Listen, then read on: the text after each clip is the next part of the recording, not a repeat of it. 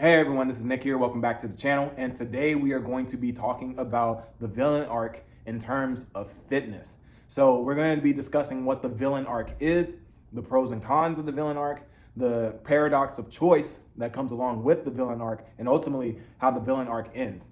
So buckle up, put your seatbelt on. I have notes, I have a Red Bull. This is probably going to be one of the best videos I've ever made. Now, what is the villain arc? So one thing that needs to be debunked right away is that the villain arc is not necessarily about some guy being cheated on or heartbroken by some girl and then turning his time, effort, and energy towards the gym, and then in turn, devoting that same anger, rage, and frustration out to everyone else and everything that's in this world. I mean, that's a route that could be taken with the villain arc, but that is not necessarily what the villain arc is. It's a lot more to it, and it's a lot deeper than that. So some examples are gonna be Star Wars and the original Spider-Man trilogy, Sam Raimi's. Now, for a casual person just stepping into Star Wars, literally the story of Star Wars is about the rise and fall of Anakin Skywalker. Now, with the new movies, yeah, I mean, Star Wars is a lot deeper than that, but the main 6 movies are about the rise and fall of Anakin Skywalker. Now, in episode 1, we see that Anakin Skywalker loses the father figure that he needs. In episode 2,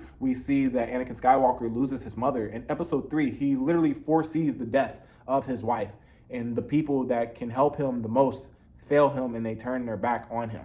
In Spider-Man 3, that is when Peter Parker goes through his villain arc.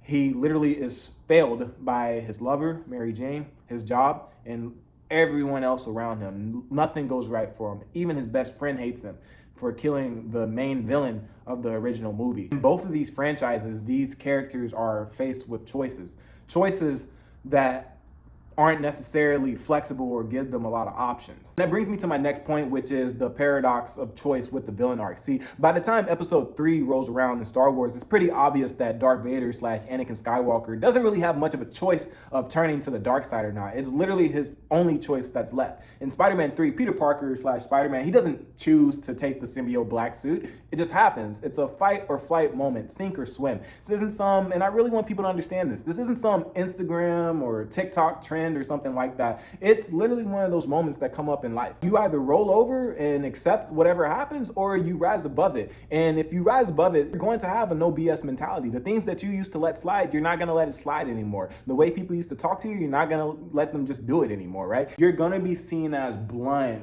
unapproachable, difficult. It's gonna happen. You're gonna be rebellious. You're gonna be combative. You're gonna be disagreeable. You're not gonna accept the way that things used to be anymore. And people aren't gonna like that. People aren't gonna like you for that. And I believe that that's the perfect transition into the pros and cons of the villain arc. And the main pro, and I'm pretty sure everybody knows, and yes, it is true, you are going to get stronger and you are going to make gains in the gym. It is without a doubt. You are going to be on point with everything.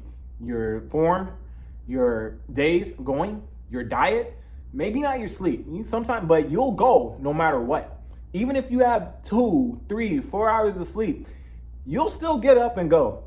You won't know why, but you will somehow find a way, whether it's in the morning or if it's at midnight, 2 a.m. in the morning, you will find a way to somehow get yourself into the gym and lift. Whether you're bulking or cutting, you're gonna be on point with everything. And that same effort and passion that you're devoting towards your body, it's gonna translate into other areas of your life.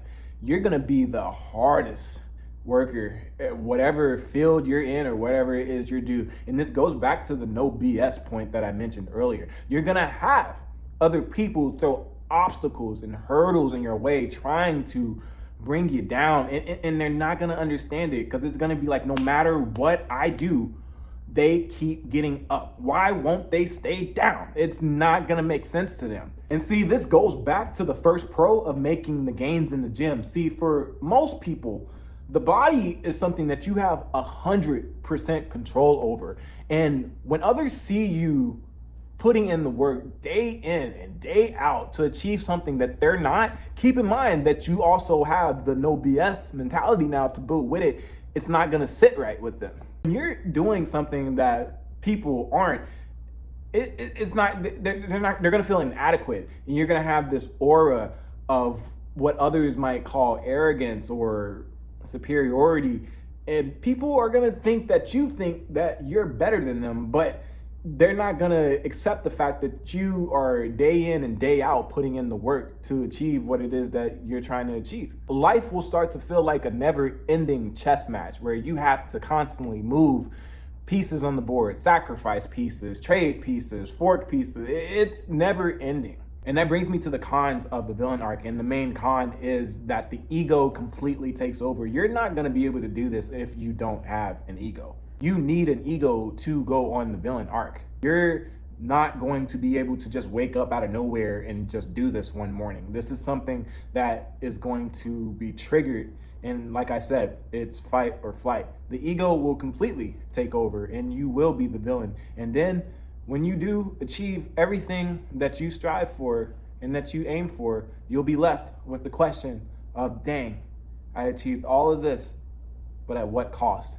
And that brings me to the second con of the villain arc, which is loneliness. See, if you're not alone, if you're not making decisions by yourself day in and day out, trying to make it to the next day, then you're not on the villain arc. If you have a support system or an ear or a shoulder to cry on or people to vent to, you're not on the villain arc. If you have a circle of people around you, you are not on the villain arc. And that is why I say that it is not a TikTok or Instagram trend or anything like that. See, when you're going through the villain arc, you're not talking about the villain arc. You're trying to make it to the next day. And that is very important to understand. If you have all your family, friends, and everybody around you, you're not on the villain arc. The same way that we think Darth Vader and Black Suit Spider-Man is cool, those characters don't have anyone. So while it may be cool for some people to say, oh shoot, I took the villain arc too far, if there's people around you supporting you, hitting you up every day, you're not on the villain arc. Now, however, the same way that these characters I've spoken about have gone on the villain arc, eventually their villain arc ends. Darth Vader's villain arc does end. Spider-Man, Peter Parker's villain arc does end. It is their redemption of coming back to the light. And that brings us to where the villain arc ends. And the villain arc ends when the ego dies. When the ego dies, you're left with lessons. You have just completed a cycle. When the ego dies, you're able to reflect and see everything that lies before you, and it provides lessons. This cycle has showed you some of the goods, but more importantly, the dark side of humanity. The villain arc ultimately ends. The villain arc ends when the ego dies. When the ego dies, you have completed a cycle. This cycle has taught you lessons. These lessons have showed you the dark side of humanity, the lengths that people would go to cause you harm or to put roadblocks in front of your life in order for you to fall. You will spot toxicity from a mile away. You will realize when someone's for you or against you. And just like I said earlier, you'll be on point, but you won't be acting from ego anymore. You'll be the true self. These lessons will not leave you when you are presented with the choice of either rising above or redoing a cycle.